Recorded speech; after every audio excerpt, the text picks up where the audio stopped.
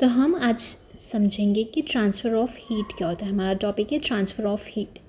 बहुत सिंपल सा फिनोमेना है। और एक चीज़ जो आपको हमेशा ध्यान रखनी है कि हमेशा जो हीट ट्रांसफ़र होती है वो हमेशा एक हॉट ऑब्जेक्ट से कोल्ड ऑब्जेक्ट में ट्रांसफ़र होती है।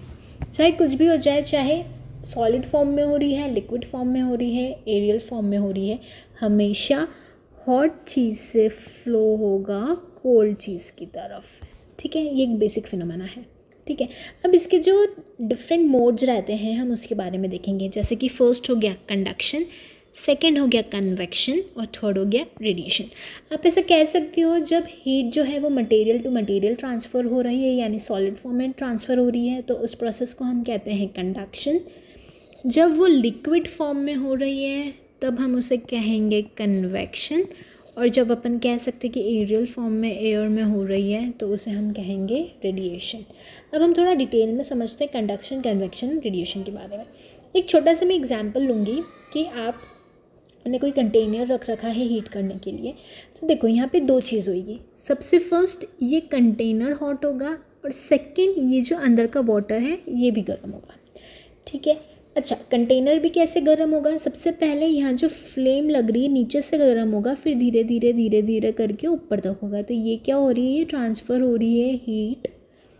ठीक है, वैसे ही ये जो पानी रहेगा सबसे पहले नीचे का गर्म होगा, फिर ऊपर जाएगा जो गर्म हो गया, और जो ऊपर का ठंडा है वो नीचे आएगा। ये ऐसे प्रोसेस चलती रहेगी और ऐसे करके ये पूरा वाटर जो है ये गर्म हो जाएगा। तो जो हमारा कंटेनर, जो मटेरियल है, वो जो गर्म हो रहा है, हम उस प्रोसेस को कहते हैं कंडक्शन। और ये जो हमारा पानी गर्म हो रहा है, हम इस प्रोसेस को कहते हैं कन्वेक्शन। और ये चीज़ आपको हमेशा ध्यान रखनी कि हमेशा हॉटर रीजन से कोल्डर रीजन की तरफ शिफ्ट होंगे अपन। कई बार अपन देखते हैं कि हम किचन में खाना भी बनाते हैं तो कोई कंटेनर है, हमने उसके अंदर कुछ बनाया है, हमने उस पर प्लेट ढक दी है या अंदर चम्मच छोड़ दिए या कुछ भी कर दिया है, तो वो ऑब्जेक्ट भी जो हमारा दूसरा यूटेंसिल है वो भी गर्म हो जाता है। ये क्यों होता है? क्योंकि ये ट्रांसफ़र ऑफ हीट का केस है। हीट जो है वो उस वेसल में से ट्रांसफ़र होके जो आपने दूसरा यूटेंसिल रखा है उसके अंदर चली जाती है।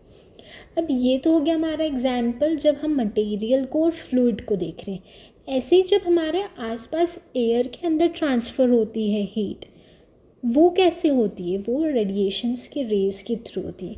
जैसे ये रहा हमारा सन और ये रही हमारी अर्थ। हमने कई बार देखा है कि कोई गर्म चीज़ रखी है, उसके आसपास ऑटोमेटिकली टेम्परेचर राइज हो जाता है।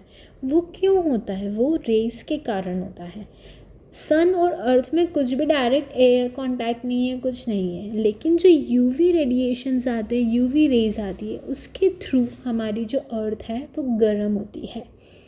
ऐसे ही हम माइक्रोवेव का देखते हैं। माइक्रोवेव में जब हम खाना गर्म करते हैं तो वो कैसे होता है? वो भी रेडिएशंस के रेज के थ्रू ही होता है। तो ये था हमारा रेडिएशन का एग्जाम्पल। तो ऐसे करके ये 3 मोड्स हैं जिसके अंदर हीट जो है वो ट्रांसफ़र होती है अलग अलग तरीके से। आई होप आपको समझ आया होगा। Do share, like and hit subscribe. और कुछ भी क्वेरी हो आपको, please put that into comment section. Thank you, bye bye, take care.